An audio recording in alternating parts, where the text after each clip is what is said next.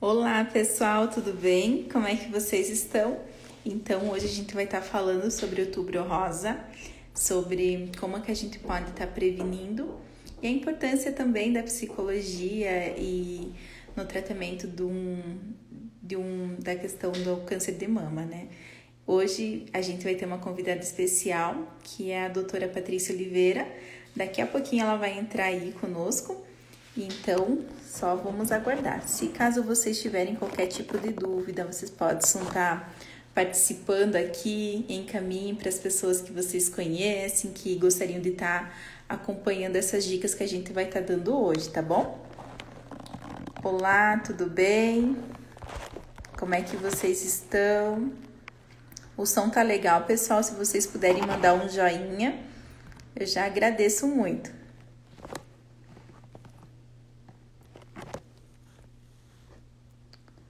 Olá, tudo bem? Se vocês puderem, comecem aí compartilhar com as pessoas que são queridas para vocês, que vai ter hoje muita informação muito bacana, juntamente com a doutora. Oi, Ana, também estou com saudade. Como é que você está?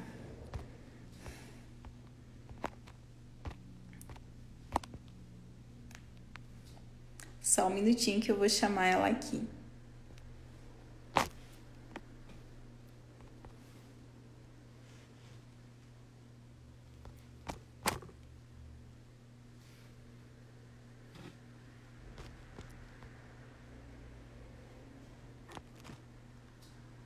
Olá, olá. Boa noite, pessoal, tudo bem? Como é que vocês estão?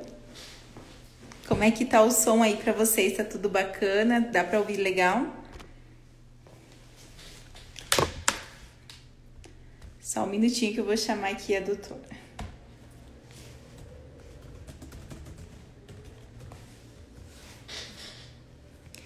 Então, pessoal, também eu vou falar para vocês. Hoje eu tô com a camiseta e tem o símbolo do beija-flor que eu comprei para ajudar a rede feminina aqui de Chapecó. E junto com a camiseta vem essa mensagem e eu vou estar compartilhando com vocês até chegar a doutora Patrícia, tá? Você sabe o que representa o beija-flor? O beija-flor, também conhecido como colibri, é o mensageiro dos deuses que simboliza o renascimento, a delicadeza e a cura. Além de ter propriedades mágicas, o passarinho pode ser considerado também o símbolo de energia e alegria, uma vez que bate as asas com bastante determinação e força e tem um batimento cardíaco bastante acelerado. Para os ameríndios, o beija-flor simboliza a beleza, a harmonia, a verdade e a força. Então, assim, o pessoal ali da Rede Feminina colocaram o beija-flor como símbolo também dessa campanha do Outubro Rosa, justamente, né, para passar essa mensagem, para passar essa energia, alegria para muitas pessoas que batalham, né, nessa luta referente ao câncer de mama. Então, assim, até a doutora entrar, eu vou estar falando um pouquinho da psicologia, que é a minha parte, de como que a gente pode auxiliar pessoas que passam com câncer de mama, como que elas lidam nessa situação, né, quando recebem essa notícia. Então, assim, é muito importante ter o apoio psicológico, justamente porque, pelo sentido de dar o apoio, de fazer com que a paciente que passa por essa situação não se sinta desamparada, né? A palavra câncer, ela assusta muitas pessoas. E quando a paciente é diagnosticada com o câncer de mama, acontecem muitos tipos de abalos. Vem o medo, vem a autoestima, vem vários tipos de agravos, né? Então, assim, o que acontece? A gente precisa tentar fazer uma prevenção mais precoce, tentar fazer o diagnóstico mais precoce, não esperar chegar a um nível muito grave, do qual vai fazer com que você vá para salas de cirurgia, passe por quimioterapia, radioterapia. Então, assim, independente da idade da pessoa, do familiar que passa por essa situação, precisa ter esse cuidado, essa atenção maior com o teu próprio corpo, esse toque, né? Então, assim, é muito importante fazer o diagnóstico, e como é muito palpável isso, a gente consegue prevenir a partir de fazer o autoexame, né? Então, até a doutora Patrícia vai tentar trazer várias dicas, a experiência dela como clínica. Eu tenho um pouco de experiência com uma paciente que já passou por essa situação e também na minha família, né? Eu tive a minha mãe que também teve o câncer e ela também vivenciou toda essa situação. Foi também através do exame que ela fez com as próprias mãos, no banho, e ela sentiu o carocinho. Então, às vezes, é muito importante que a gente avalie isso, sabe? No sentido de se tocar, de se conhecer, de avaliar o que não tá legal aqui no meu corpo, manter as consultas em dia, né? Então, assim, todo ano fazer os exames, a prevenção, e até a campanha do Outubro Rosa, ela tá até acoplada no sentido do colo do útero também, né? Que elas fazem a questão do preventivo. Então, só um minutinho que a doutora Patrícia já vai entrar daqui a pouquinho, só um minutinho.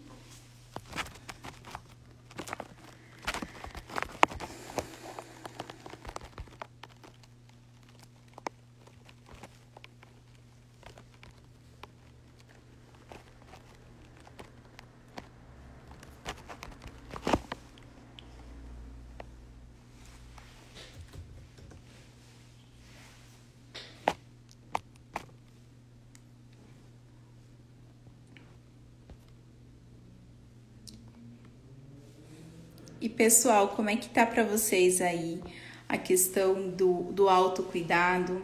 Se vocês também tiver alguém que vocês possam estar compartilhando um pouquinho da experiência, contando para nós um pouquinho da vivência, vocês têm alguém da família ou próxima que já passaram por essa situação. Então a doutora ela vai se atrasar um pouquinho para entrar na live, então eu vou conversando um pouquinho mais com vocês, né, referente ao câncer de mama. Então, a questão da psicologia, a psicoterapia, ela tem vários intuitos em ajudar a paciente que passa por isso, principalmente a autoestima, né?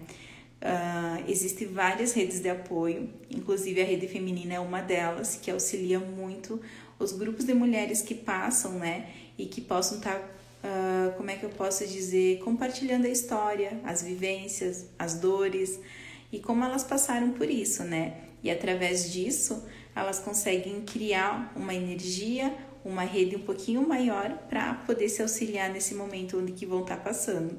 E existe cura sim no câncer de mama, né? Através de fazer o tratamento correto, fazer os exames ginecológicos e tudo mais. Então é muito importante fazer o autoexame, avaliar como está o teu corpo. Então, às vezes, o que eu presencio, algumas pacientes que compartilham comigo, Cintia, esqueci esse ano de fazer meu exame, meu preventivo. Eu pergunto, tá, mas você tá fazendo toque na mama para ver se tem alguma coisa? Sabe que é uma coisa que passa muito despercebido? Então, às vezes, o que acontece no dia a dia, no corre-corre do dia a dia, a gente acaba não fazendo esses tipos de autoexame, de se tocar, de verificar se tem alguma coisa errada no nosso corpo. Só vai, às vezes, parar para ver se acaso começar a doer muito. Então, é nesse sentido que a gente vai estar hoje falando sobre isso, sobre a importância da prevenção, sobre o porquê do Outubro Rosa também, sabe? No sentido de trazer esse olhar, esse carinho para vocês, de que vocês não podem se esquecer. E falar um pouquinho da autoestima, o que a gente avalia muito na questão da autoestima quando trabalha com uma mulher que passou por um processo de câncer ou de um diagnóstico de câncer de mama. A gente vai avaliar principalmente a questão da estrutura familiar, como que está a estrutura familiar ali, se você está se sentindo apoiada ou não referente ao diagnóstico. Às vezes tem mães, mulheres que passam por isso sozinhas, que alguém às vezes abandonou nesse sentido. Tem pessoas que passam com toda a família, acolhendo, dando bastante mimo e tudo mais.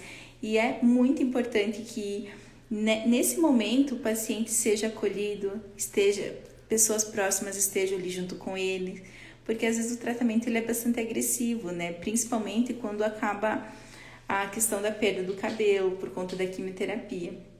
Então, às vezes, quando eu peguei algumas pacientes por conta disso, a gente trabalha muito a questão da autoestima, da pessoa se sentir linda, se sentir uma guerreira. Então, quando as pessoas passam por isso, querendo ou não, elas são uma guerreiras, porque elas passaram por isso, foram fortes, vivenciaram várias coisas, medos, frustrações, alegrias também, tristezas, mas a principal de tudo é o medo, né? O medo de, às vezes, de não sobreviver, o medo de não poder e que isso possa agregar daqui a pouquinho mais futuramente em outras coisas. Então, é muito importante que você faça o autoexame. Então, às vezes, você tendo o diagnóstico desde o início, você consegue, meu Deus, prevenir várias coisas mais lá no futuro. Então, é mais ou menos isso. Vocês têm algum tipo de dúvida até a doutora entrar aí? Para quem já acabou de entrar, ela acabou se atrasando um pouquinho, como ela estava no hospital. Só um minutinho que eu vou até pegar umas imagens aqui, ver se eu consigo mostrar para vocês enquanto ela entra, para falar um pouquinho mais do tratamento, né? Hoje a gente tem também vários suportes no SUS, né? O Sistema Único da Saúde. Então, às vezes, o que acontece? Alguns pacientes têm aquele temor, às vezes, eu tô indo pelo SUS e tudo mais, como é que vai ser o tratamento? Existem várias redes de apoio também, que não tem nenhum tipo de custo. E quando a gente passa por essa situação, por essa batalha no sentido do câncer de mama, a gente não pode se sentir desamparado. Vai ter várias pessoas que vão estar do seu lado, principalmente o médico que vai estar te acompanhando, a tua família. Só um minutinho.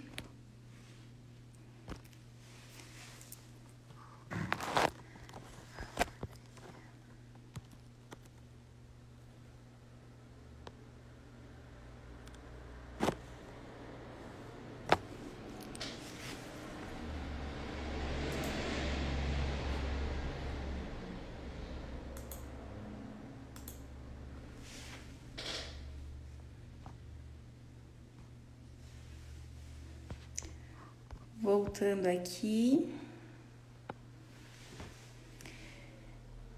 Boa noite, pessoal, para quem está entrando. A gente vai estar falando sobre Outubro Rosa, sobre a importância do cuidado, né? A questão do câncer de mama, a prevenção, de como se prevenir. E a gente está aguardando a doutora Patrícia entrar. E eu gostaria que vocês mandassem perguntas aí, Helenise, manda perguntas aí para nós, Juvir, Márcia, se vocês puderem, para a gente poder conseguir auxiliar vocês, né? Que como é uma campanha, a gente precisa, como profissional da saúde, poder passar essa informação para várias pessoas, né? E se a gente puder contribuir com algum tipo de dúvida que vocês tiverem, por favor, encaminhe aí para nós, tá?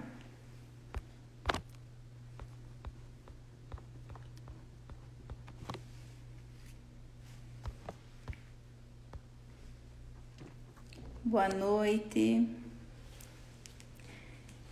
Como que vocês têm contribuído para que algumas pessoas que estejam ao redor de vocês, que não estejam passando por uma situação legal, assim, tanto no sentido do Outubro Rosa, ou também até no mês que a gente passou, a questão do outubro, desculpa, acho que eu me confundi, o Outubro Rosa e o Setembro Amarelo. Como é que vocês estão vivenciando essa questão? Como que tá para vocês esse isolamento social? Como que tá para vocês essa questão da pandemia? Se vocês estão sentindo um pouquinho desses impactos, como é que tá isso para vocês? Até eu coloquei uma informação muito importante hoje no meu post, que o número de casos de mama aumentaram muito. Até eu vou estar abrindo aqui para falar para vocês que, segundo os dados do INCA, né, que é o Instituto Nacional do Câncer, Ministério da Saúde, foram registrados 66.280 novos casos da doença em 2020. Então, assim, é um número muito elevado, muito grande, e que a gente precisa tentar, de alguma maneira, se prevenir nesse sentido, né?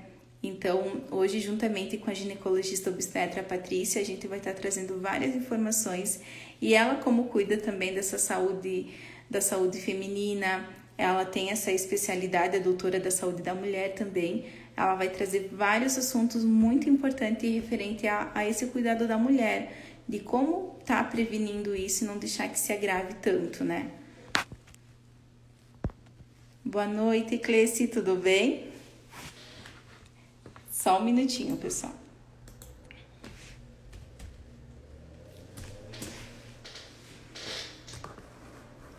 E quando às vezes acontece essa questão do outubro, e tem várias campanhas, principalmente ali na rede feminina, que elas fazem a venda das camisas, sabe? A gente poder também ajudar essas instituições que auxiliam nesse sentido de espalhar essa mensagem, de fazer essa campanha ser ouvida, de que a gente consiga abraçar, né, cada vez mais.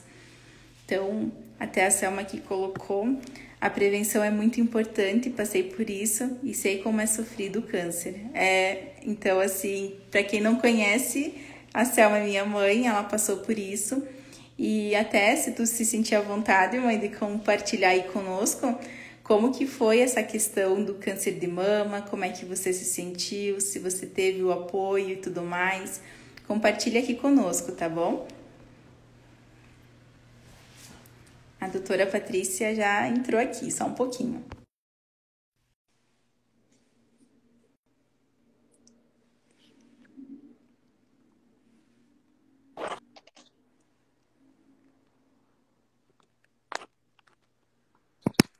Olá! Olá! Eu tô tentando Tudo fazer bem? funcionar meu carregador aqui, deu. Tudo bem? Tá Desculpa bem. o atraso, sempre Tudo na bem correria. contigo? Deixa eu tentar fixar aqui. E aí, menina, tudo bom? Sim. Obrigada pelo convite. Quero agradecer, Eu que foi uma agradeço por ter honra. aceitado.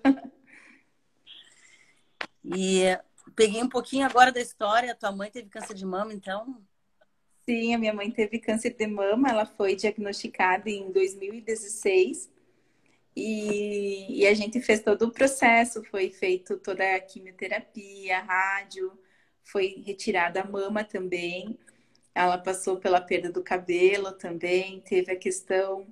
E hoje, assim, ela já teve o diagnóstico de cura, sim, ela tá curada nesse momento.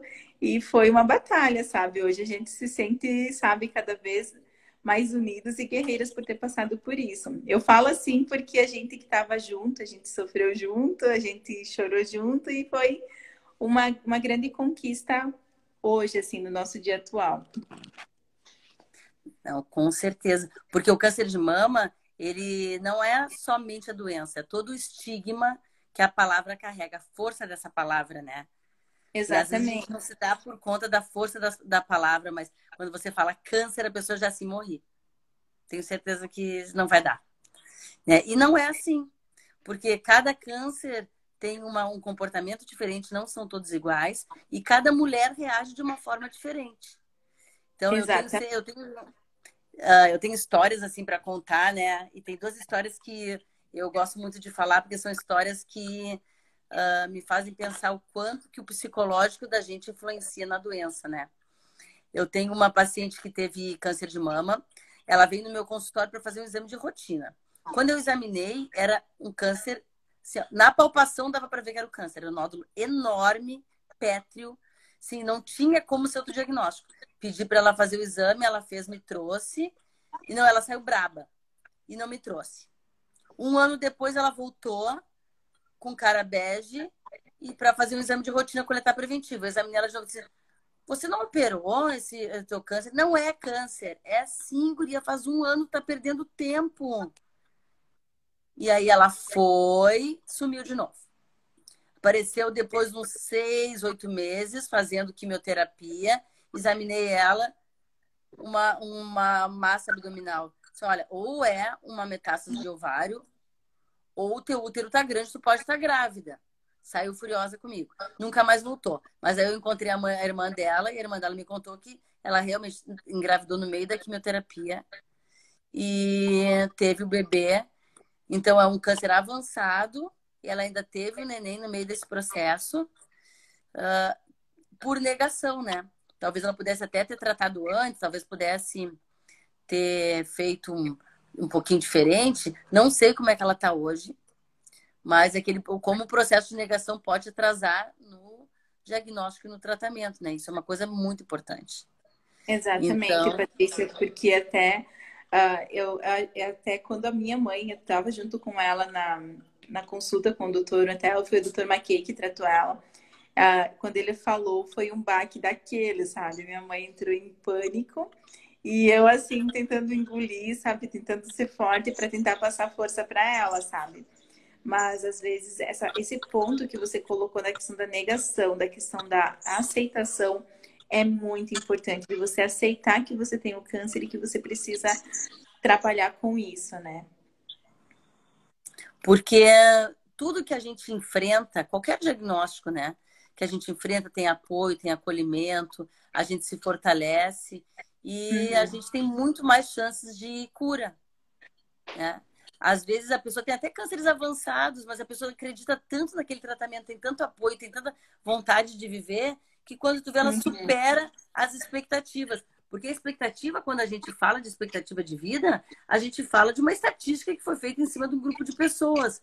A gente não fala das pessoas em si, né? A gente analisa um grupo. Então, cada pessoa tem uma peculiaridade. Cada pessoa vai responder de uma forma. Às vezes a pessoa... Eu tenho uma paciente que teve um câncer avançado de ovário e 8 anos depois eu encontrei ela eu estava fazendo uma sala de parto e estava os familiares visitando e ela estava lá. E eu olhei e disse, meu Deus do céu, eu estou olhando, é um espírito, não pode ser pessoa, né? E não falei nada. Essa pessoa seria a avó da criança. Eu fiquei quieta, eu pensei que era um espírito que só eu estava enxergando. E aí todo mundo começou a conversar com a pessoa. Eu vi que a pessoa estava viva. A pessoa tinha um câncer com uma expectativa de vida de 6 meses e fazia 8 anos. E sabe o que ela me falou? Ela falou assim, eu não tenho tempo de morrer, estou cheia de coisa pra fazer, estou cheia de neto, eu não tenho tempo de morrer agora. Aí quando eu preciso de alguma coisa, eu vou lá, faço uma químio e vou. Super bem. Ia lá fazer uma químio, controlava e continuou, sabe? Porque a forma como as doenças se manifestam vai depender de como também o teu corpo está preparado. Claro, quando tu diagnostica mais cedo, é mais fácil tu conseguir o controle da doença, né? Mas não quer dizer que nos casos mais avançados tu não consiga também ter uma sobrevida grande. Porque são tantas coisas, tantas variáveis envolvidas, né? Exatamente, é isso aí. Então, assim, até a mãe compartilhou aí que quem raspou o cabelo dela fui eu.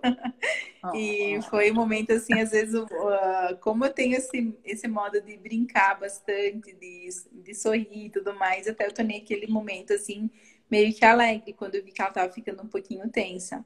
Então, assim, como você falou, existem modos da gente estar prevenindo precocemente, desde que a gente consiga fazer o toque, né? Fazer a nossa autoanálise, não falhar as consultas, né, anual com a ginecologista, se precisar mais vezes que for preciso, né? Então, às vezes, o que eu vejo muito também com as minhas pacientes, tem algumas que acabam ficando, às vezes, 2, 3 anos sem ir. E às vezes eu fico até apavorada, disse, meu Deus, vocês precisam ir, né? Porque Porque, uma coisa assim, mesmo eu tinha um professor que dizia que a gente não devia fazer o autoexame, porque a gente tem uma capacidade de negação muito grande, né? Quando a gente está se avaliando. E que fazer por um terceiro, uma pessoa que não tem o envolvimento emocional contigo, te dá essa tira esse viés, né? De tu estar podendo ser boazinha contigo e não estar enxergando alguma coisa óbvia. Embora ele tenha dito isso, né, e tem um fundo de verdade, se sabe hoje em dia que a maioria dos cânceres são diagnosticados pela própria paciente. A paciente nota que tem um nódulo, que tem alguma coisa alterada, e a maioria das mulheres, mesmo as mais envergonhadas, se toca, né? Se toca, sabe mais ou menos como é que está o seu corpo, então consegue fazer esse diagnóstico em tempo hábil de fazer um bom tratamento. Mas isso de ser examinado por outra pessoa que não tem envolvimento emocional é importante. Porque quando a gente tem envolvimento emocional com a pessoa, mesmo assim, quando tem uma paciente que é muito minha amiga, às vezes a gente nega, né? Às vezes eu falo assim, não, vou pedir o exame só porque está no protocolo. Siga o protocolo. Mas às vezes a gente se nega porque a gente não quer que aquela pessoa esteja doente, né? Então, exatamente. você tendo esse distanciamento, isso ajuda. Então, se tocar, fazer a mamografia e o ultrassom de mamas a partir dos 40 anos, um ano sim, um ano não, e a partir dos 50 todos os anos, ou de acordo com o protocolo Ministério da Saúde é a partir dos 50, um ano sim, um ano não. São 2 protocolos diferentes. O da Sociedade de Ginecologia e Obstetrícia e o do Ministério da Saúde. São formas de ver a doença de forma diferente, enfim. Mas eu acho que o principal que a gente tem que começar a discutir é o que eu faço para eu reduzir o meu risco de ter alguma doença crônica. Então, não é só o câncer de mama. É um conjunto de rotinas que eu tenho para minha saúde que vai me reduzir o risco de ter doença cardiovascular, que é o que mais mata no mundo, de ter câncer de intestino, de ter triglicerídeo, infarto. Então, passa por um conjunto de atitudes que depende de mim. E aí que está o nosso maior problema, porque tudo que depende de mudar um hábito que está estabelecido traz mais sofrimento e às vezes as pessoas não conseguem, né? As pessoas veem, não, mas eu sempre tomo tal café como tal de almoço, eu não posso ficar sem doce, eu não posso reduzir isso, eu não posso, não tenho tempo de começar uma atividade física. Então, tudo que depende da mudança da rotina, ela é mais difícil porque depende de mim. A pessoa chega assim, eu quero um comprimido que eu fique rica, meu marido fique lindo e romântico e eu não tenha doença nenhuma. Esse comprimido não existe, minha senhora. O que a gente tem que pensar é como a mudança de hábito é importante para a minha vida e para a minha saúde, né? E para a minha saúde mental também, né? Porque essa mudança de hábito também vai trazer um impacto aqui, ó, na autoestima, no reconhecimento do eu como sendo a pessoa mais importante para que o outro também esteja bem, né? Então, essas pequenas, grandes mudanças que permeiam a nossa vida e que a gente precisa realmente adotar para ter uma qualidade de vida melhor, né? É isso mesmo. Ter uns bons hábitos, né, doutora Patrícia? No sentido, tu colocou um ponto muito importante, só depende de nós mesmos, cada um com a sua própria vida. Ter uma boa alimentação, praticar exercícios, ter uma boa saúde mental, sabe? Manter a vida em equilíbrio. E não é uma coisa fácil de fazer. Não, Eu vou ter que botar aqui só um pouquinho que eu vou trocar de tomada, que eu vou desaparecer rapidamente. tá Finge que bem. você não ouviu. Vamos ver se agora deu. Então, tem uns estudos, é uma coisa que até fiz um postzinho hoje, um videozinho falando disso. Tem uns estudos mostrando, eu botei assim, porque o exercício físico pode impactar, pode diminuir o risco de câncer de mama. Porque tem uns estudos, tem um estudo do ano passado mostrando que o impacto da obesidade para o aumento de risco do câncer de mama é igual ao impacto da reposição hormonal. E as mulheres vêm nos procurar porque estão com calorões, mas não querem fazer reposição hormonal porque tem medo de câncer de mama. Mas, mesmo as gordinhas, têm dificuldade de emagrecer e não se preocupam nisso como uma primeira, uma atitude mais importante do que a própria reposição para o câncer de mama. Porque a perda de peso vai te trazer, tu vai ter que tolir algumas coisas que te trazem pequenas satisfações diárias, que é comer teu doce. Ah, mas é meu momento de prazer. Então eu tenho que tentar fazer aquele desvio da minha rota mental, né, para pro meu biscroque, né, a minha recompensa ser outra, né? Então, eu sempre como doce. Então, a minha recompensa não vai ser mais o doce. A minha recompensa, agora o meu caminho de recompensa vai ser outro. Vai ser eu ligar para alguém, parar para conversar. Ou eu tô ansiosa e vou comer. Não, eu tô ansiosa e vou dar uma volta na quadra. No final de 6 meses, eu com certeza vou emagrecer. Se cada mulher ansiosa desse uma volta na quadra, cada vez que ficasse ansiosa, tava todo mundo magra. Porque as mulheres estão tudo ansiosas. As gurias com 17 anos chegam lá no consultório. Aí tem ansiedade. Minha senhora, tu não pode ter ansiedade com 17 anos, minha senhora. Quando tiver que pagar boleto, tu vai ter o quê? Tu vai ter um infarto. Porque se com 17 anos tem ansiedade, exatamente. Não sabe nem imposto de renda. Você já sabe o que é imposto de renda, minha senhora, com 17 anos, minha senhora não sabe. Já sabe quanto está o custo do supermercado, que aumentou esse mês, está um horror aquele supermercado. Está o dobro o meu rancho de valor, eu comprando as minhas coisas, eu estou uma fera. Você não sabe o que é isso, então você não pode ter ansiedade. Você não sabe o que é ansiedade na vida. Então, tudo com ansiedade, essas pessoas de 17 anos. Fico louca. Então, a gente tem que ter válvulas de escape, né? Na nossa vida. Então, vamos fazer válvulas de escape saudáveis. Ah, não gosto. Faz um mantra. Eu não gostava de fazer atividade física. Até minha filha nascer. As únicas vezes que eu fiz atividade física antes é porque eu estava apaixonada por alguém da academia. E eu ia lá fazer na academia só para dar o olho no gatinho, né?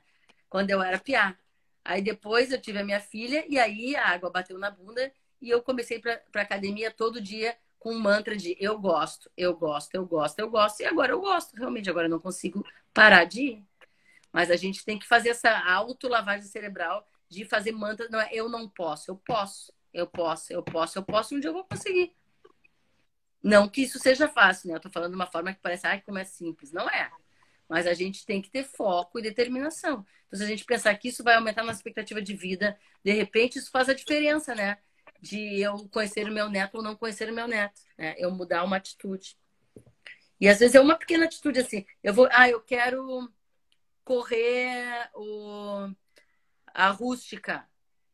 Ah, eu nunca pensei nisso. Aí, para correr a rústica, eu vou ter que mudar minha alimentação, vou ter que aumentar minha ingesta de líquido, eu vou ter que dormir mais cedo, acordar mais cedo. Então, a partir de uma mudança saudável, faço uma cascata de mudanças. Isso vai impactar em várias doenças crônicas. Então, acho que é um momento da gente, assim, ó, aproveitar essa pandemia, né, que nos mostrou como as nossas vidas, como atitudes simples, né, pequenas atitudes podem impactar a nossa vida. O uso da máscara pode diminuir o risco de eu contaminar o outro. Então, é uma forma de pensar assim, pô, eu tenho que deixar de ser egoísta, né? Eu tenho que mudar. Então, eu tenho que mudar muitas coisas. Eu mudando a minha alimentação, eu mudo a alimentação da minha filha, porque eu que decido o que vai ser, que vai para a mesa de casa, como toda mulher, né? E eu tô falando eu como mulher. Então, o Outubro Rosa é muito mais além do que a gente falar da mamografia. Eu falar que eu tenho que cuidar de mim como saúde da mulher de uma forma global, né? Ter um E autoconhecimento, né, também, de você se autoconhecer, de você saber as suas limitações e se desafiar, como você mesma falou ali, no sentido da academia, sabe? Fazer o mantra até que você goste da academia, né? Numa outra live com o doutor Diego, o Diego colocou assim para nós: existem mais de 26 esportes, assim, que a gente possa estar utilizando, sabe? Natação, academia, boxe, luta, tênis, qualquer um desses. Você já experimentou todos para dizer que você não gosta de fazer atividades físicas? Então, às vezes, a gente acaba se auto-sabotando para ficar na nossa zona de conforto. Então, é muito importante essa visão que você está trazendo hoje na nossa live, sabe? Que o Outubro Rosa é muito além do câncer de mama, né? Da prevenção da mama. É muito além, vai muito nessa questão do autoconhecimento e de você se colocar como prioridade na sua vida, né? as mulheres têm muita mania de chegar no consultório dizendo assim: ah, eu esqueci de mim porque eu tive que. Se você esquecer de você, você nunca vai ter um cuidado pleno com outra pessoa. Porque quando você sabe o quanto a sua saúde é importante, você consegue também contagiar o outro, né? Para que ele busque bons hábitos. Então, se você está forte, você consegue dar apoio para o outro. Não consigo entender que se a pessoa está fragilizada, como é que ela vai conseguir dar um bom apoio para o outro? Não vai conseguir, né? E o fragilizado vem do corpo e vem da cabeça. A cabeça é a chave da parada. Esse século é o século para mostrar assim como o nosso psicológico age no resto da nossa vida. Né? E, meu Deus, quanta doença que é somatizada. A candidíase de repetição. Candidíase de repetição é a marca que tem alguma coisa desequilibrada na tua vida. Ou fisicamente, ou psicologicamente, ou as duas. Então, assim, ó, a ansiedade também é isso. Não pode ter crianças que nascem ansiosas. Elas são um reflexo do que a gente está vivendo, né? É um reflexo da gente dar importância, da gente estar com o mundo tão acelerado e dar importância para as coisas que estão sendo publicadas e deixar de olhar para o outro. Claro que é difícil para mim também. O celular é um instrumento de trabalho, mas às vezes eu estou respondendo uma coisa, daqui a pouco eu vou dar só uma olhadinha no Instagram. Aí o Instagram é aquele vício desgraçado, quando tu vê, já passou 30 minutos. E aí a gente acaba e esses 30 minutos eu podia estar fazendo um exercício físico, eu podia estar preparando uma salada que dá mais trabalho, né? Ah, não prepara salada porque dá trabalho. Mas esses 30 minutos que tu perdeu no Instagram, quanta coisa tu podia ter feito? Né? Começar com um pouquinho. Não dá para pedir uma pessoa sedentária começar com fazer muita coisa, mas começa com um pouquinho. Então, a atividade física, ela reduz a obesidade e a redução da obesidade leva à redução da prevalência do câncer de mama, do infarto, do derrame, né? da trombose, que também está ligada ao sedentarismo. Então, quanta coisa que a gente pode mudar com a mudança de um hábito, né? Com o pensar diferente, com contagiar outras pessoas. Às vezes a pessoa fala, pô, eu comecei... Às vezes eu recebo umas mensagens muito legais, assim. Eu emagreci 20 quilos no último ano por sua causa. Porque quando eu via que você tem filha, dá aula na faculdade, tem o consultório, faz o parto, né, em horários que sabe-se lá Deus qual, e ainda consegue fazer atividade física, eu pensei, por que eu não consigo? E eu comecei a fazer. Ah, mas eu não tenho dinheiro, vou correr em volta da quadra. E a guria emagreceu 20 quilos no ano. Então, uma atitude que tu expõe para os outros, às vezes a pessoa se espelha em ti, te vê como um exemplo positivo, né? Ou às vezes até te vê como um exemplo negativo. Ó, aquela guria chata lá, tá sempre reclamando das coisas, come, come, come, tá lá jogada no canto. Eu não quero ser assim, vou agir ao contrário. Mas que a gente consiga servir de exemplo, né? De preferência, exemplos positivos que a gente possa influenciar a vida do outro para que o outro tenha uma vida melhor. É isso Olha, aí. eu tô tagarelando, Cíntia, tu tem que me cortar. Se deixar, eu falo qualquer coisa. Eu Pedir até receita falei de bolo, eu bastante passo. ali no início, mas é que assim, tu falou só a verdade. Como às vezes eu falo, a gente dá aqueles tapas na cara, assim, merecido, sabe? Para que a gente pare e avalie, sabe? Para que direção que a gente está querendo ir no nosso futuro. A gente está querendo, está cuidando da nossa saúde, está querendo ter ela como prioridade, ou você está vivendo o momento e depois você vai ver se há as consequências do que uma má alimentação, uma má noite dormida, os maus hábitos que a gente vem criando, né, no decorrer do dia. E, meu Deus, tu falou tudo ali no sentido de um apanhado geral, de você fazer uma atividade física. E a atividade física já começa aí a prevenção, então, do câncer de mama, falando da questão do outubro rosa. Além dos outras coisas que possam estar agoblando. Ó, as gurias entrando aqui dizendo que se não me cortar, não cala a boca nunca. É verdade.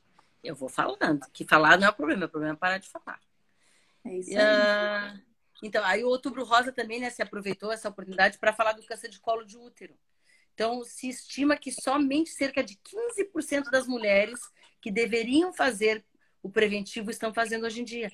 Isso que mudou o protocolo. O protocolo até 2016 era: teve a primeira relação, coleta preventivo. Protocolo atual, mundial, não foi eu que inventei, desde 2016 é fazer o preventivo a partir dos 25 anos. 25. Antes disso, se priorizar a vacina contra o HPV. Porque a vacina contra o HPV, quanto mais precoce você faz, mais você cria imunidade para que aquela pessoa, quando entrar em contato com o HPV, não desenvolva nem o condiloma, nem o câncer. Então, o nosso objetivo é vacinar as meninas e os meninos a partir dos 9 anos para ter prevenção do câncer de colo de útero e focar nas mulheres a partir dos 25 para coletar o preventivo.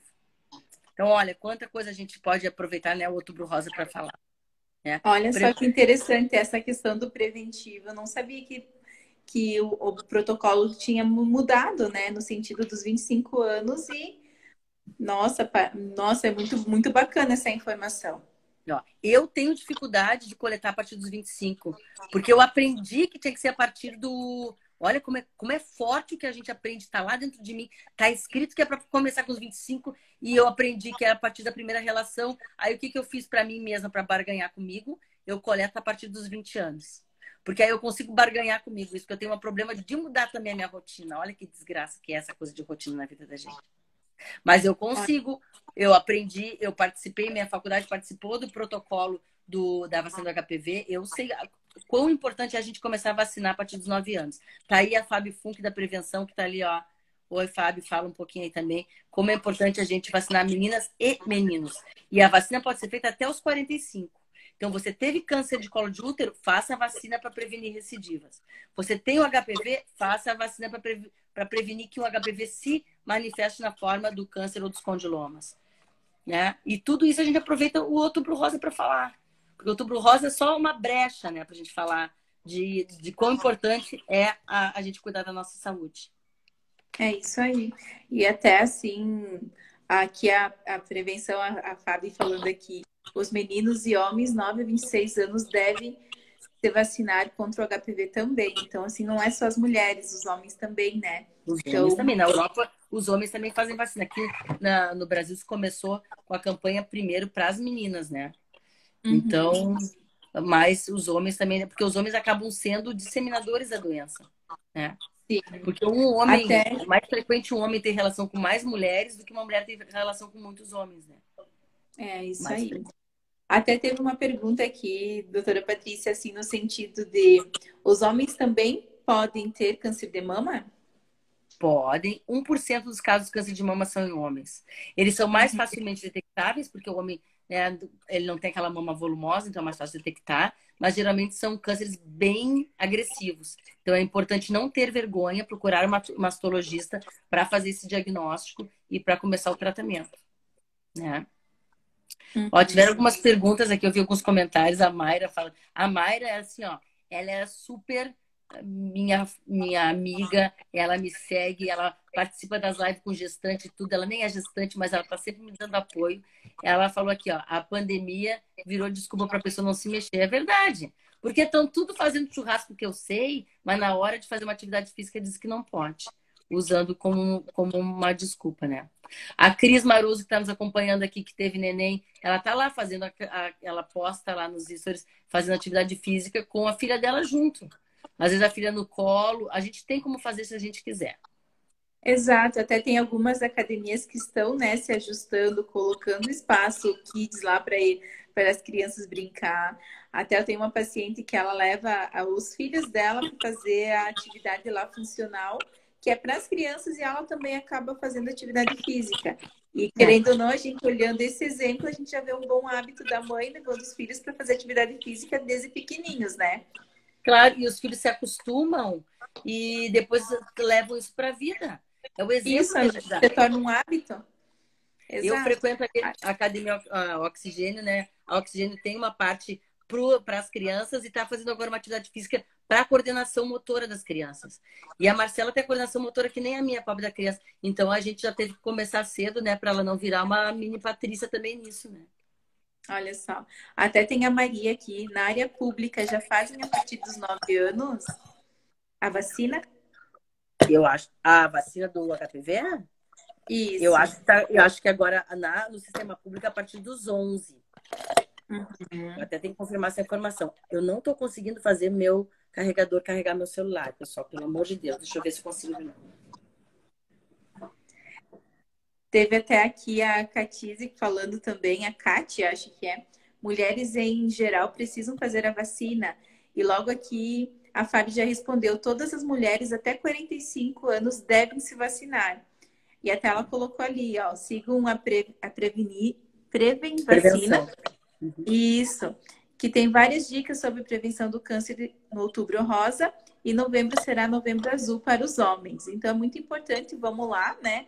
Seguir ali a prevenção vacinas com a Fábio, que ela vai trazer várias informações. E é muito importante também, né? Não, porque a gente esquece dos meninos em tudo, né? Porque depois do pediatra, a gente tem a ginecologista, mas os meninos têm quem? Os meninos não têm ninguém. O urologista, eles vão. Os urologistas, a maioria é tosco. Sabe? Mas os homens, acho que os próprios homens não precisam fazer exame de rotina, né?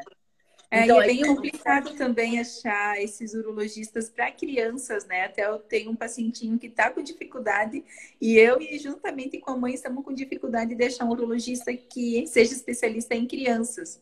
ou Então, um a gente clínico vê. geral, tem o herbiatria. Herbiatria é o trabalho médico voltado para o adolescente. Só que aqui na nossa cidade, não sei se a gente tem um herbiatra.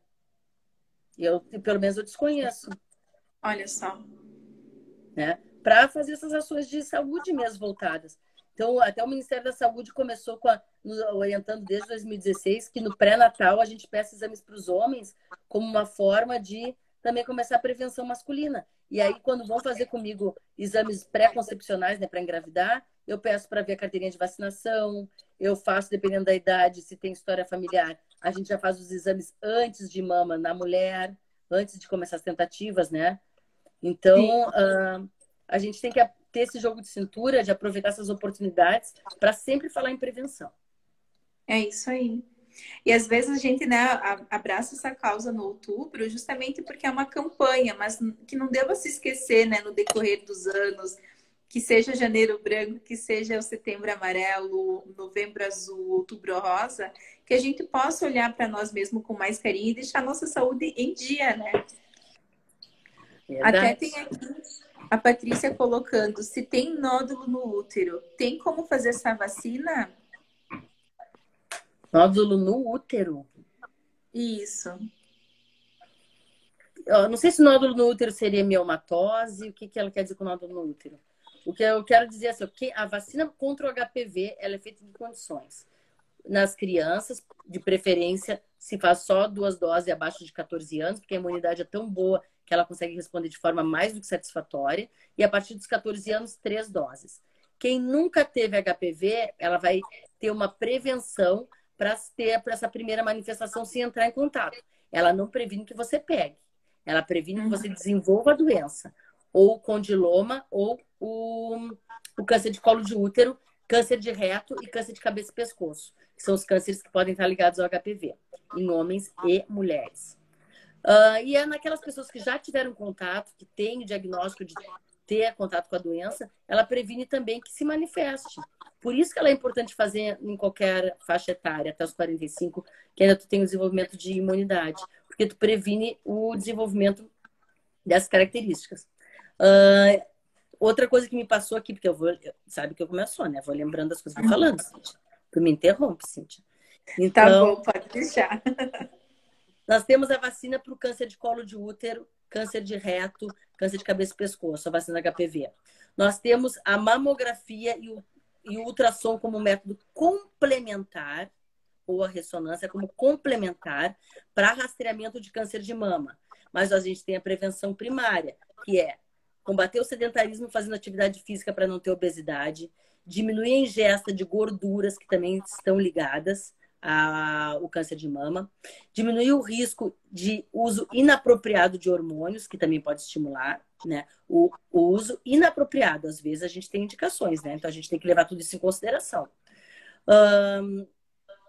Ver a história familiar, investigar a história familiar das pessoas, isso é importante. Às vezes a pessoa não tem câncer de mama na família, mas tem um parente de primeiro grau que teve câncer de ovário ou câncer de intestino. Também está possivelmente ligado ao mesmo gene. Então, não tive, mas meu pai teve câncer de intestino. Então, além do câncer de intestino, ele deve investigar patologias de mama e de ovário, porque são cânceres que podem estar ligados ao mesmo gene. Então, são detalhes que às vezes a gente não se dá por conta, mas que vou conversar com o médico na minha rotina, eu posso descobrir isso, eu posso investigar isso. E lembrando que o diagnóstico precoce sempre é o melhor para o melhor tratamento. Mas não quer dizer que quem tem um diagnóstico de uma doença mais avançada está condenado. Não, né? Então, vamos parar, vamos se acalmar, vamos pensar, procurar alguém de confiança para fazer essa avaliação. A Paty botou aqui, ó, é o mioma. Não, mioma não tem contraindicação para fazer, não. Nenhuma vacina. O condiloma é aquela verruga que parece que chamam crista de galo, que chamam... tem tantos nomes que agora eu nem me lembro. Mas tem bastante nomenclatura que se usa. E é muito legal essas informações, Paty. Hoje acho que a gente também teve as pessoas que estão nos assistindo, principalmente essa questão da vacina ali do HPV, que mulheres que às vezes não fizeram, né? Que como é uma coisa assim recente que o sistema tá divulgando e tudo mais, de estar indo lá e fazer essas vacinas, fazer uma prevenção, né? Ter esse cuidado, porque é delicado, né? Tem várias situações onde que a pessoa tem, às vezes, uma relação extraconjugal e acaba passando essa situação para a parceira, para o parceiro, enfim, né? E que às vezes a gente fazendo esse ato assim de você fazer a vacina, se cuidar, se prevenir, já é um baita ato de amor, é o amor próprio para você mesma, né? Claro. E às vezes a pessoa não teve uma relação extraconjugal, mas teve um parceiro bichado. Aí tem outra que teve 10 parceiros limpinhos. Tu teve um parceiro bichado, acabou a tua vida, nega. Exato. Por transar sem camisinha, né? Camisinha também. Outro hábito saudável. E que as mulheres até às vezes tentam, mas os homens têm preguiça, têm desculpa e também não querem usar. Ou que é mais mau caráter ainda, que eu vejo, as pacientes falam muito, de no meio da relação tirar a camisinha. Porra, isso aí tem que parar na hora, dar no cara e sair fora, tia. Não pode. Porque isso é uma falta de respeito, né? e aí a gente se expõe a outras doenças também. Então, no momento que a gente tem o nosso amor próprio, que a gente cuida da gente, a gente começa a atentar para essas rotinas, para esses cuidados e acaba tendo uma vida mais saudável, uma qualidade de vida melhor, né? É isso aí. Olha, a gente ia falar só 30 minutos, né? Tu me deixou falando, tagarelando que nem uma louca até agora. Não, bem tranquilo. Até aqui a Fábio colocando camisinhas não protegem. Mão naquilo e mão naquilo também passa HPV.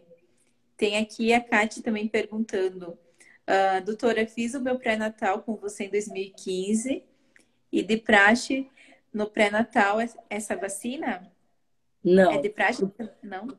não. No pré-natal a gente só tem duas vacinas que a gente faz. Rotina, que é o DTPA, que a gente chama, né, a vacina da coqueluche e do tétano, né?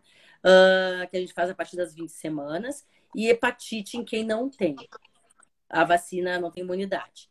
Algumas outras vacinas podem ser feitas, como a gripe, por exemplo, em momentos de campanha. E todas as vacinas de vírus vivo ou vírus atenuado não se faz na gestação. Então, na gestação, a gente fica muito amarrada. Porém, existe uma orientação de que a gente estimule as famílias para que se vacinem, para que a gente faça uma proteção da rede que está em contato com o bebê. Então, eu não posso fazer a vacina de rubéola na gravidez, mas eu posso fazer com que a minha família ponha a vacina em dia. Porque aí eu vou prevenir também na gravidez, tá? E a do HPV a gente não faz durante o período gestacional. Assim como a gente não costuma fazer mamografia no período gestacional. Porque como as mamas aumentam muito de volume e ficam muito densas, a gente tem muito falso positivo, né? Então a gente procura não fazer mamografia só realmente. Às vezes a gente opta pela ressonância, por exemplo, quando é muito indicado. Uhum. É isso aí. E até o pessoal também colocou qual é a importância, né, da psicologia no tratamento. E eu meio que iniciei a Total. live falando sobre isso, né? Então, assim, só dando um apanhado para quem entrou agora, né, que também não estava acompanhando, a importância da psicologia é fazer esse acolhimento nas mulheres, principalmente quando ela ganha, né, essa notícia de que ela está com câncer. Muitas pessoas veem isso como uma sentença de morte, sabe? De que ela vai morrer, que esse é o único passo. E a gente vai fazer toda essa questão da aceitação, fazer com que a paciente aceita, trabalhar a autoestima em caso de progresso, né, no tratamento e desenvolvimento maior do câncer. Então, assim, a questão de fazer o acolhimento emocional da paciente, né? Fazer toda a questão de escutar os medos, escutar o que ela está sentindo, porque a partir do momento que a paciente recebe essa notícia, esse diagnóstico, passa turbilhões de pensamentos automáticos, gera ansiedade, pode gerar depressão, pode gerar N fatores emocionais. E é através disso que a parte psicológica pode estar trabalhando, né, Patrícia? Mas com certeza. Tem, assim, ó, tem duas situações que eu acho que a gente não dá o devido valor para a avaliação e o acompanhamento psicológico que a gente deveria dar, que é no diagnóstico de doenças crônicas, né?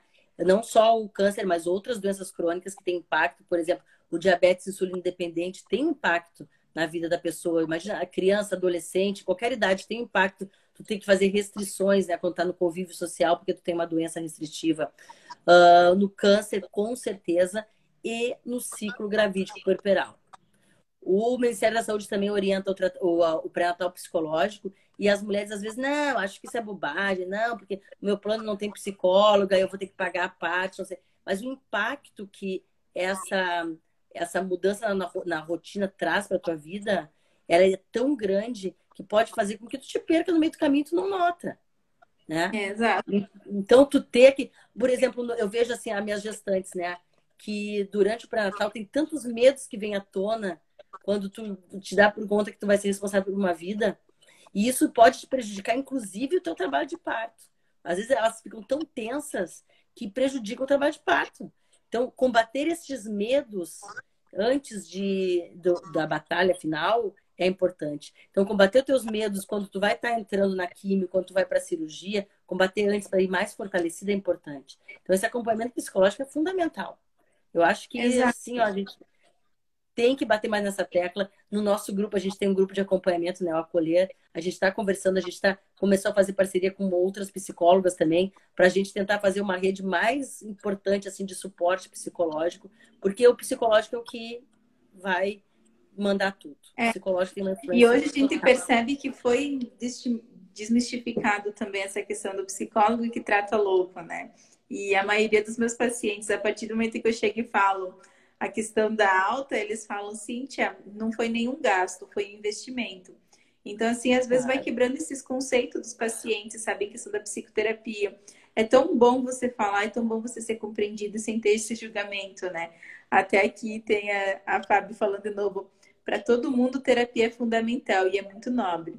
Então, a dela colocar aqui, teria que ter uma Bolsa Família, ao invés de ter, assim como tem Bolsa Família, deveria também ter Bolsa Terapia. Deveria mesmo, Terapia. Fábio. Porque é importante a gente poder desabafar, né? É uma forma da gente também colocar para fora e não guardar dentro aquela coisa que vai corroendo a gente, né?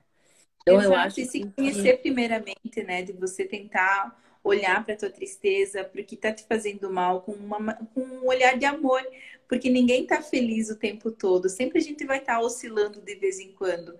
E às vezes o que a gente quer tentar fazer é ser forte o tempo todo, e quando estiver mal, estiver triste, passando por alguma situação, não aceita, que é mais ou menos essa questão da negação no momento do ato do diagnóstico, que nem tu compartilhou ali o caso da tua paciente, né?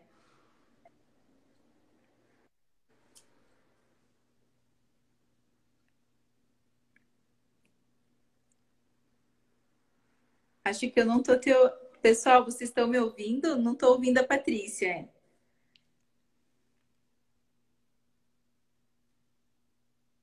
Manda um joinha se vocês estão me ouvindo, se estão ouvindo a Patrícia, se falhou o meu ou dela.